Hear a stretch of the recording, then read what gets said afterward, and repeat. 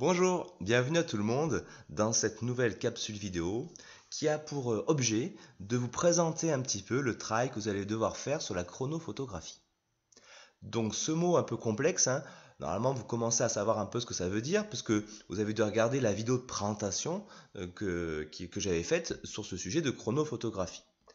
Pas d'inquiétude pour ceux qui auraient un petit peu encore des difficultés, je vais le reprendre un tout petit peu dans cette vidéo-là. Alors, aujourd'hui, on est dans le thème en ce moment de décrire un mouvement.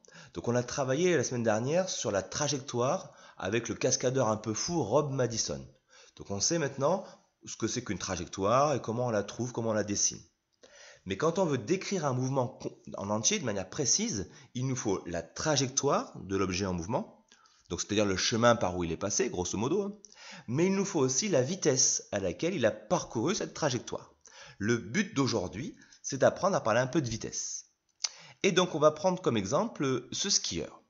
Alors, j'ai bien dit ce skieur, ici on n'a pas 1, 2, 3, 4, 5, 6, 7, 8, 9, 10, 11, 12 skieurs.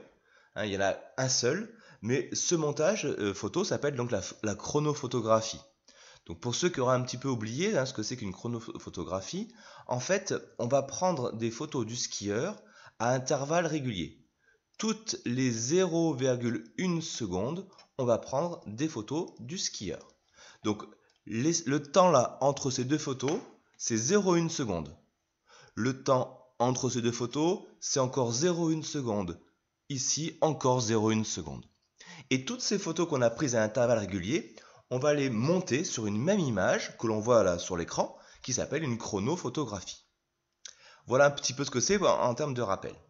Donc la question qu'on va se poser aujourd'hui, c'est de savoir à quel endroit la vitesse du skieur est-elle la plus petite possible. Est-ce que c'est peut-être au début du mouvement, dans la zone bleue? Peut-être que c'est tout en haut du mouvement, là, la zone jaune? Peut-être plutôt à la fin du mouvement, ici la zone rose? Ça, c'est votre hypothèse, à vous de voir votre idée là, à ce sujet-là. Peut-être même que ça peut être à d'autres endroits de la trajectoire, il n'y a pas de souci, ce sera votre hypothèse. Le but, c'est qu'à la fin du travail sur l'activité, vous ayez la bonne réponse, que vous puissiez déterminer où est-ce que la vitesse est grande et où est-ce que la vitesse est petite sur une chronophotographie. Voilà pour l'introduction. Allez faire l'activité. J'ai la fiche correction qui est fournie et je vous ferai une petite vidéo aussi avec des explications pour essayer de vous guider au mieux dans cette correction-là. Allez, bon courage au travail et à tout à l'heure, à bientôt.